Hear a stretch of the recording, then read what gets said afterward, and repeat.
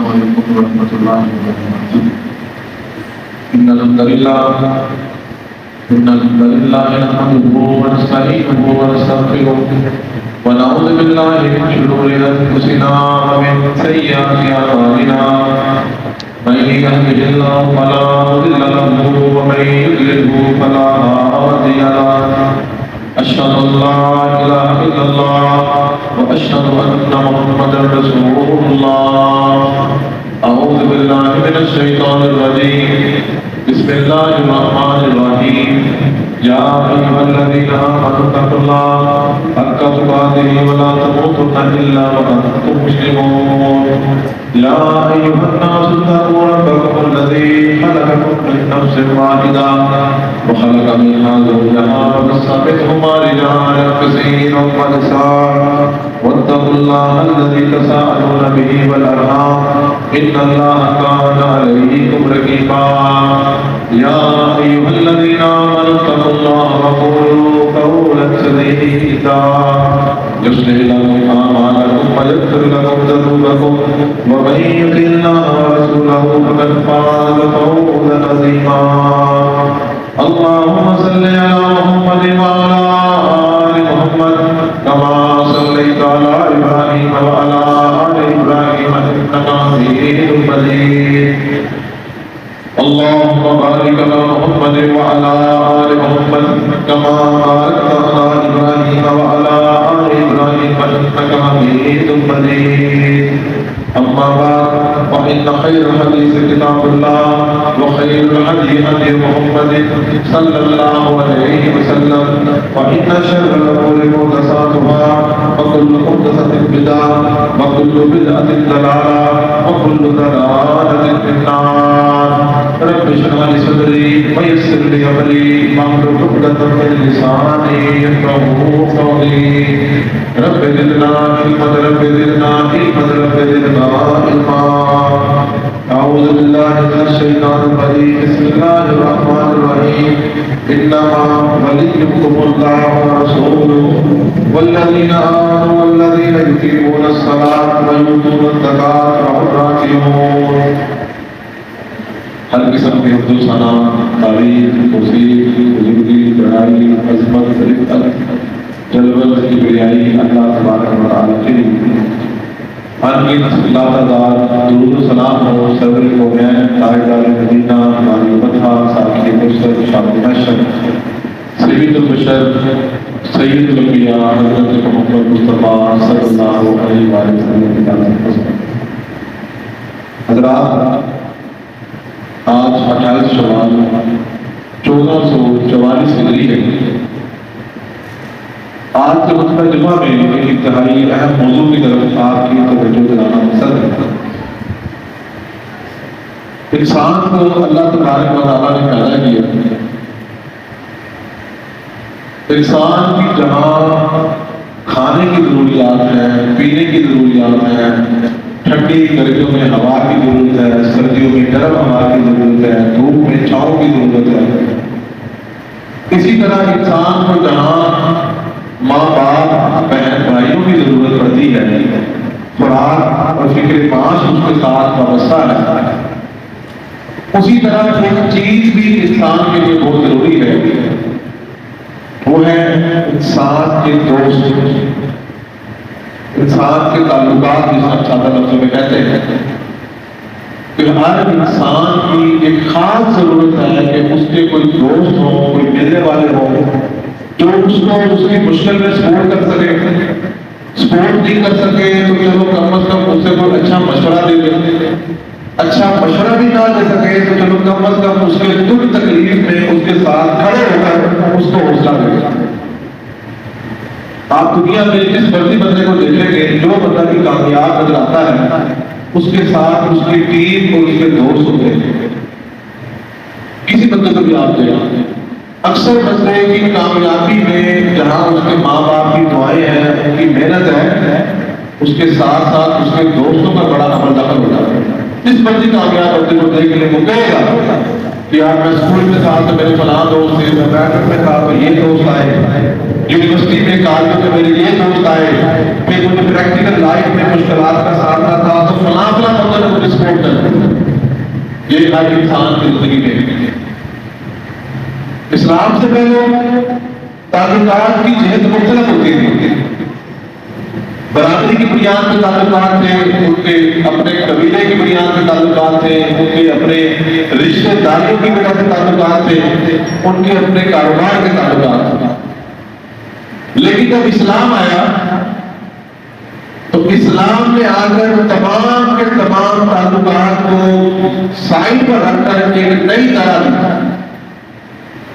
اسے ہم اخوت فی الاسلام کہتے ہیں.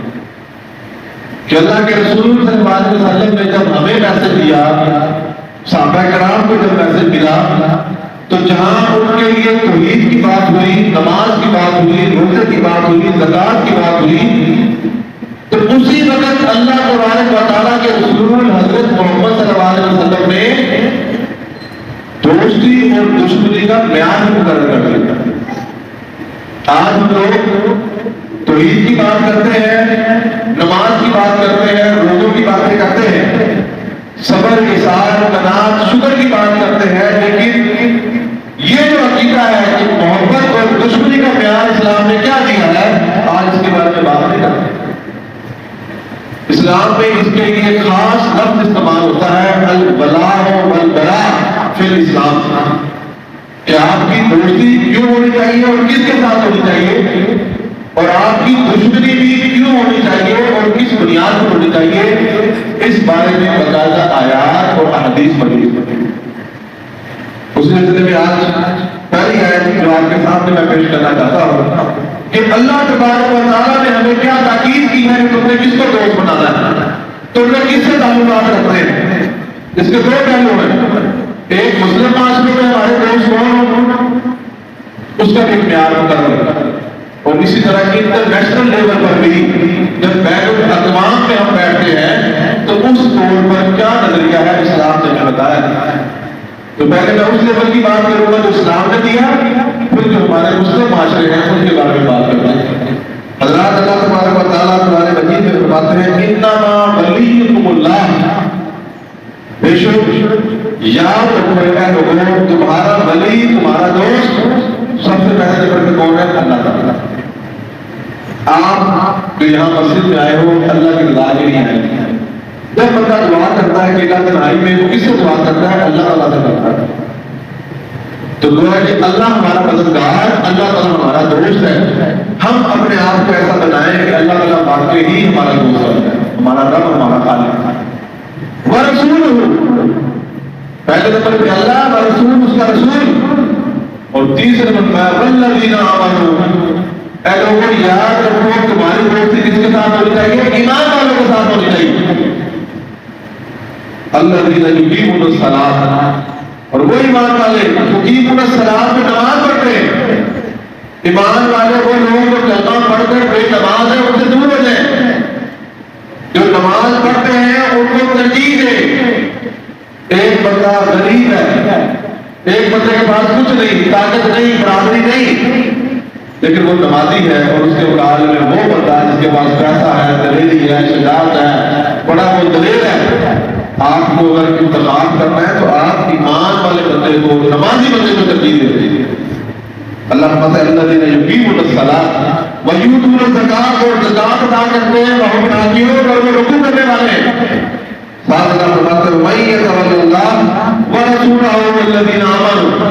ہاں جو بندہ اس آیت کے بعد اللہ, اس کے رسول اور اہل ایمان سے محبت کرے گا, ان سے دوستی کرے گا, اللہ فرماتے ہیں فَإِنَّ حِزْبَ اللَّهِ هُمُ الْغَالِبُونَ. تو گویا کہ یہ اللہ تعالیٰ کا گروہ ہے, وہ اللہ تعالیٰ کے گروہ میں شامل ہو گیا. اور ساتھ اللہ نے فرمایا هُمُ الْغَالِبُونَ. غلبہ کس کو ملے گا, جو اللہ کے گروہ میں شامل ہے. جو اللہ کے گروہ میں شامل نہیں, ہمارا گرزی کو پسند کرتا ہے, ہمارا لوگوں کو پسند کرتا ہے, اور واش کمری کو پسند کرتا ہے, وقتی لذت ضرور حاصل ہو جائے گی لیکن غلبہ ان کو نہیں ملے گی. دیکھا تھا سور سلمائے میں اللہ نے بیان کیا. ساتھ اللہ تبارک و تعالیٰ نے اہل ایمان سے دوستی کی بات کی, اور ساتھ یاد رکھیں قرآن نے صریحاً حکماً مسلمانوں کو یہود و نصارہ سے دوست بنانے سے, تو الگ رکھنے سے منع کرنا. بڑا حکم ہے, فرمایا یا ایھا الذین آمنوا لا تتخذوا اليهود والنصارى اے ایمان والوں جو کلمہ پڑھ چکے ہو، یہودیوں اور عیسائیوں کو اپنا دوست مت بناؤ۔ ساتھ اللہ نے فرمایا کیوں؟ ان کے بعض اولیاء بعض، اس کی وجہ یہ ہے کہ یہودی عیسائی آپس میں تو دوست ہیں، آپ اس کو سپورٹ کرتے ہیں ایک دوسرے کو، لیکن یہ تمہارے دوست کبھی بھی نہیں ہو سکتے۔ وَمَن يَتَوَلَّهُم مِّنكُمْ فَإِنَّهُ مِنْهُمْ، ہاں جو کوئی تم میں ان کے ساتھ دوستی لگائے گا، تعلقات بنائے گا، تو پھر وہ اپنے آپ کو انہی میں شامل کرے، وہ انہی میں شامل ہے۔ إِنَّ اللَّهَ لَا يَهْدِي الْقَوْمَ الظَّالِمِينَ، اللہ تبارک و تعالیٰ ایسے ظالم لوگوں کو اللہ تعالیٰ میں ہدایت نہیں دیتے۔ اس آیت میں خاص طور پر یہود و نصارہ سے تعلقات قائم کراتے ہیں۔ یہاں پر ایک چیز کا فرق ضرور محسوس کر سکتے ہیں کہ آج انٹرنیشنل حالات ہے، اللہ تبارک و تعالیٰ نے ہمیں ان کو دوست بنانے سے منع کیا۔ ان کے ساتھ تجارت کرنا جائز ہے، ان کے ساتھ آپ دیگر معاملات کرنا چاہیں، اس کی اسلام نے اجازت دی ہے۔ اسلامی اسٹیٹ، اسلامی ریاست ان کے ساتھ سفارتی تعلقات بھی رکھیں، جو انسانوں کی انسانوں سے ضروریات ہیں وہ بھی رکھیں، لیکن جب بات گہرے تعلق کی، گہرے دوستی کی ہے تو اسلام کا تعلق بنا لیں۔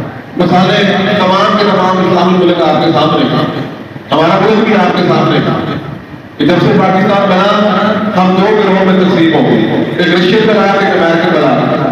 امریکہ کے ساتھ دوستی چلتے چلتے چلتے ہم کہتے ہیں 60 سال ہو گئے، 70 سال ہو گئے، اس کا نتیجہ آج آپ کے سامنے کہ ہم نے نام کی لکیریں بھی نکال لی، لیکن IMF سے ابھی تک ہمیں قرض نہیں مل سکا۔ ان کی آئے کی کوئی نہ کوئی شرط ہے، اگر پہلے بھی وہ ہمیں تعاون کرتے رہے، اس کی ہم نے بھاری قیمت ادا کی۔ وہ دہشت گردی کے نام پہ جنگ ہے جو ہمارا نقصان ہوا، وہ ہم نے کیوں لڑی؟ پہلے ہم نے امریکہ کے کہنے پہ لڑی اور دوسری بھی ہم نے امریکہ کے کہنے پہ لڑی۔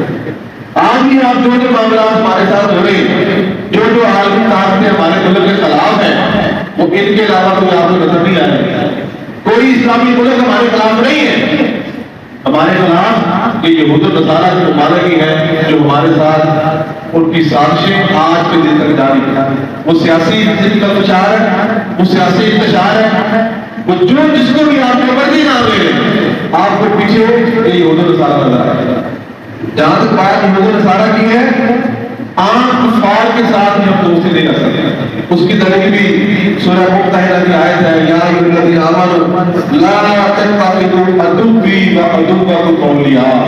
اے ایمان والو، اللہ تبارک و تعالیٰ نے فرماتے ہیں، اے ایمان والو تم میرے دشمن کو اور تمہارے اپنے دشمن کو اپنا دوست نہ بناؤ۔ جتنے بھی کافر لوگ ہیں وہ ہیں جو اللہ تعالیٰ کو دوست نہیں مانتے۔ اگر وہ اللہ تعالیٰ کا دوست مانے تو مسلمان ہو جائے، اگر وہ حضرت محمد صلی اللہ علیہ وسلم سے ان کی خیر خواہی ہے، محبت ہے تو مسلمان ہو جائے، لیکن وہ اللہ کو اور اللہ کے رسول کو تسلیم نہیں کرتے، عداوت اور بغض کی بنیاد پر، تو اللہ تعالیٰ بھی فرماتا ہے کہ تم ان سے دوستی مت کرو۔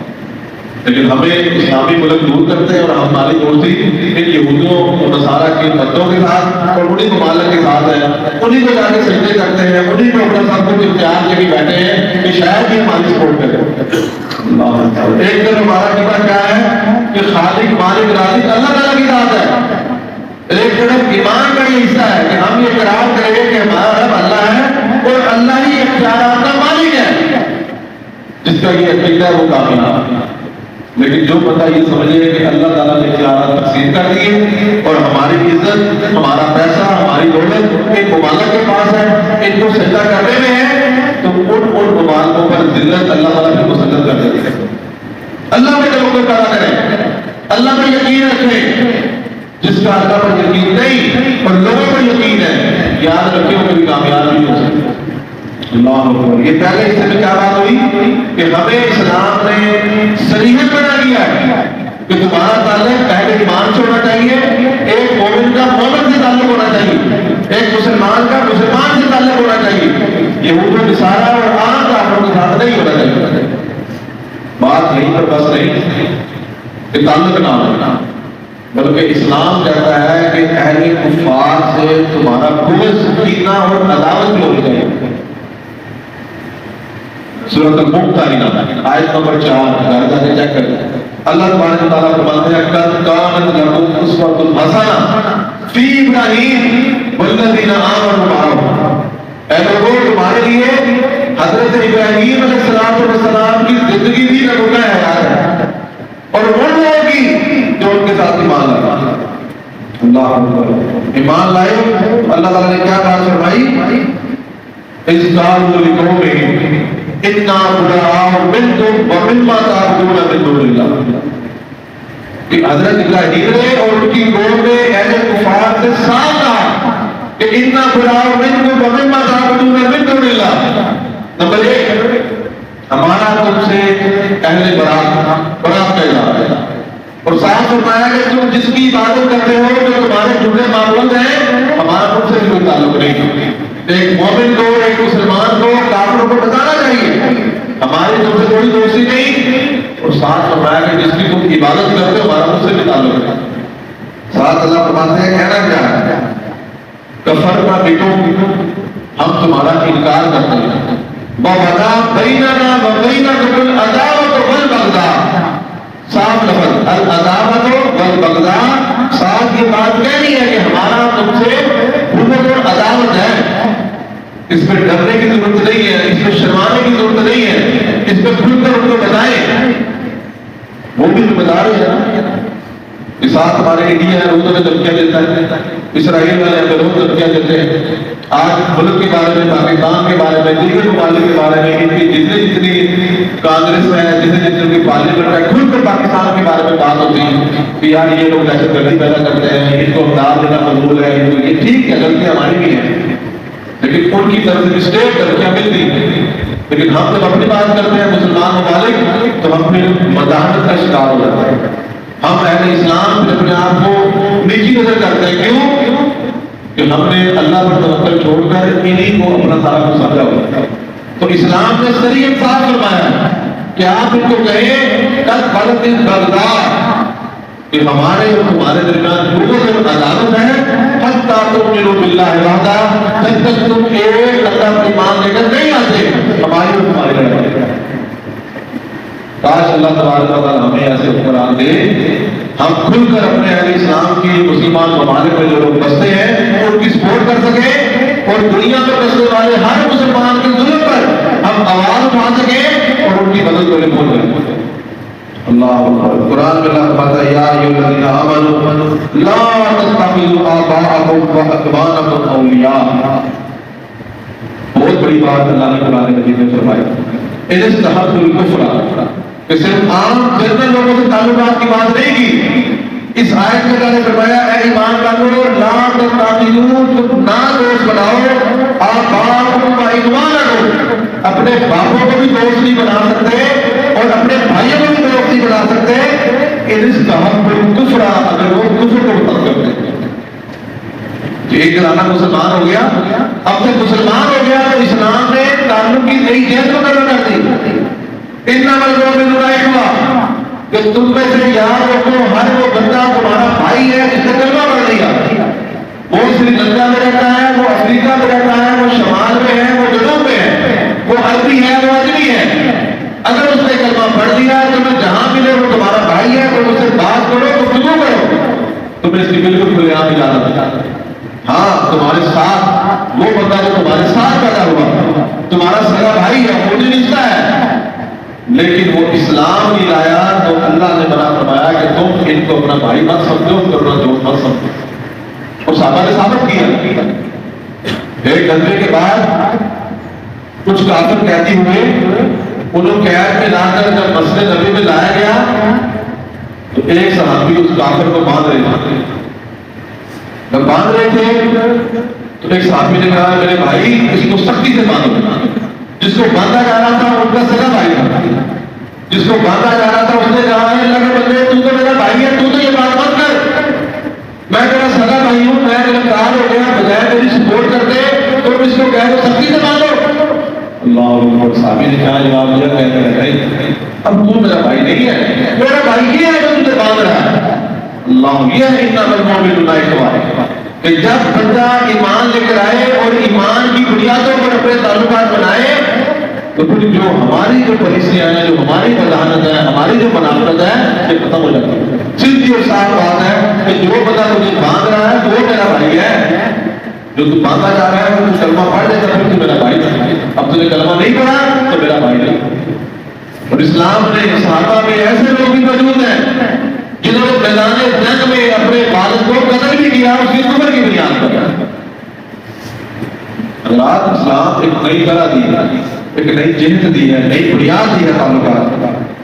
اللہ اکبر۔ اور ساتھ ساتھ اسلام نے دوستی اور تعلقات میں ایمان والوں کو آپس میں محبت کا درس دیا۔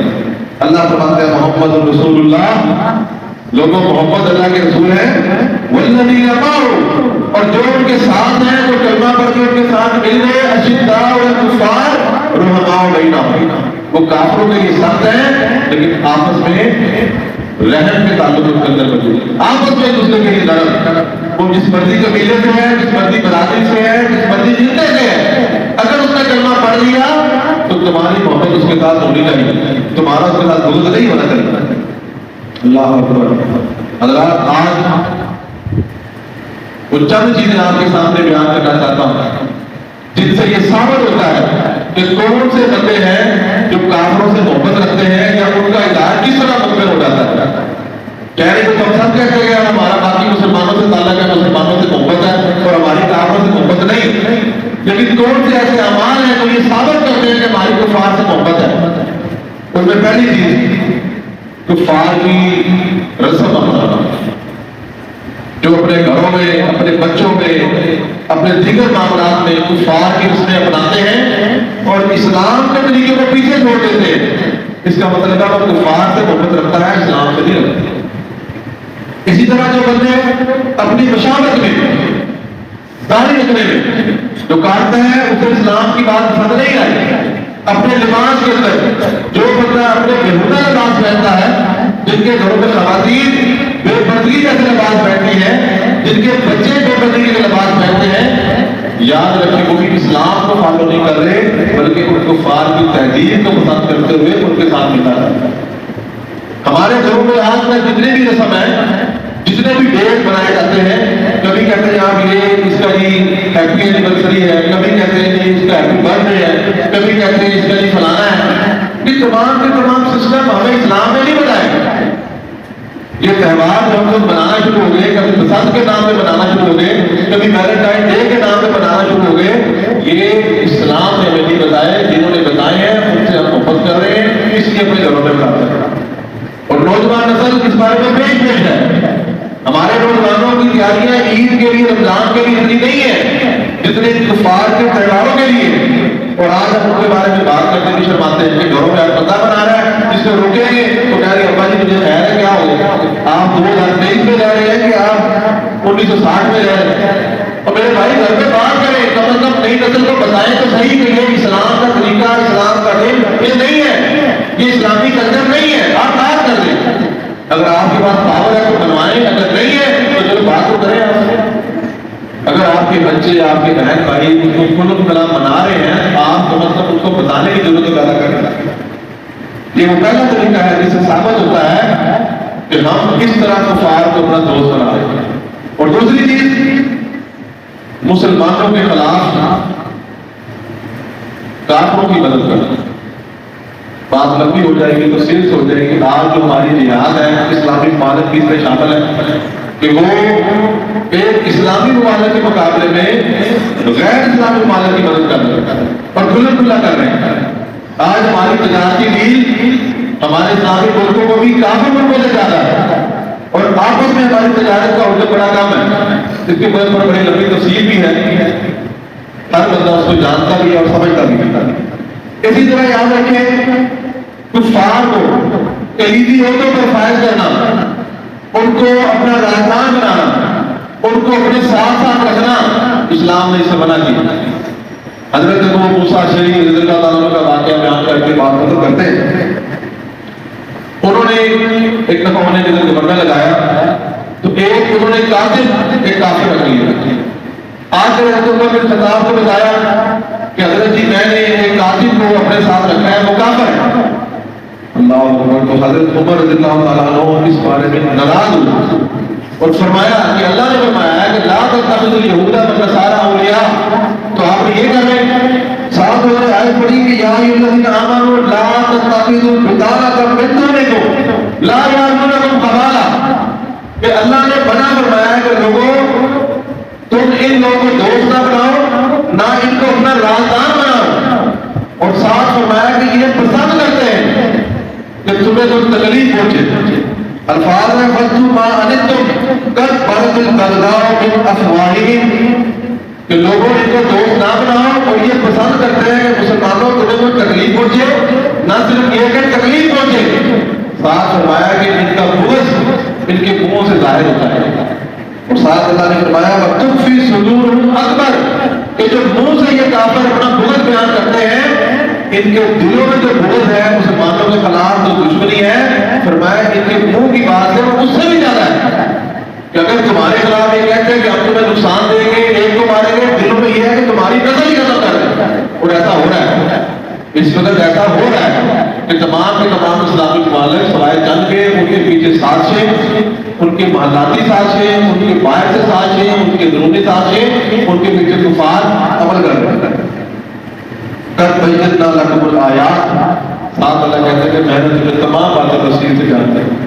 جب انہوں نے یہ بات کی تو انہوں نے ساتھ کہا کہ حضرت یہ تو صرف ہم نے ملازم ایسے رکھا ہے، تو پھر آپ نے کہا نہیں یہ ملازم نہیں ہے، ان کو کلیدی عہدوں پہ نہ رکھو، اور ساتھ فرمایا کہ جن لوگوں کو اللہ تعالیٰ ذلیل کرنا چاہتا ہے تو تم ان کو عزت دیتے ہو، جو لوگ اللہ تعالیٰ کے اس کے رسول کے خلاف ہیں ان کے دلوں میں بغض ہے، اللہ ان کو رسوا کرنا چاہتا ہے اور تم انہیں عزت دے کے اپنے قریب لانا چاہتے ہو، ان کو دور کرو جب تک یہ مسلمان نہیں ہو جاتے۔ ذرا اللہ تعالیٰ سے دعا ہے اللہ تبارک و تعالیٰ ہمیں دوستی اور دشمنی کا اسلامی معیار سمجھنے کی توفیق عطا فرمائے۔ وآخر دعوانا انتہائی اہم موضوع آپ کے سامنے بیان کیا گیا، عقیدہ الولاء والبراء، اسلام کے اندر دوستی اور دشمنی کا کیا بنا ہے۔ اس سلسلے میں کچھ آیات آپ کے سامنے پیش کی کہ ہمیں اسلام نے یہود و نصارہ سے، کفار سے دوستی بنانے سے منع کیا۔ میں پھر بتانا کرتا ہوں کہ جو دین کے تعلقات ہیں، سفارتی تعلقات ہیں، تجارتی تعلقات ہیں، وہ ہونا نہیں ہے، وہ آپ کر سکتے ہیں، لیکن جو قریبی تعلق ہے، جو بھائی چارہ ہے، وہ صرف مسلمانوں کا مسلمانوں کے ساتھ ہونا چاہیے۔ خطبے کے آخری حصے میں کچھ چند چیزیں بھی بیان کی گئی کہ جس کی وجہ سے ہم کفار سے بظاہر تو کہتے ہیں کہ دوستی نہیں ہے، لیکن ہم ان طریقوں سے ان کا اظہار کرتے ہیں۔ انشاءاللہ اگلے جمعے میں اسی بارے میں مزید بات کریں کہ پھر مسلمانوں سے دوستی کا کیا اظہار ہے اور وہ کس طرح ہونی چاہیے، اس کے بارے میں انشاءاللہ اگلے جمعے بات کریں۔ إن الحمد لله نحمده ونستعينه ونستغفره ونعوذ بالله من شرور أنفسنا ومن سيئات أعمالنا، من يهده الله فلا مضل له ومن يضلل فلا هادي له، أشهد أن لا إله إلا الله وأشهد أن محمدا رسول الله، سبحان ربك رب العزة عما يصفون وسلام على المرسلين والحمد لله رب العالمين۔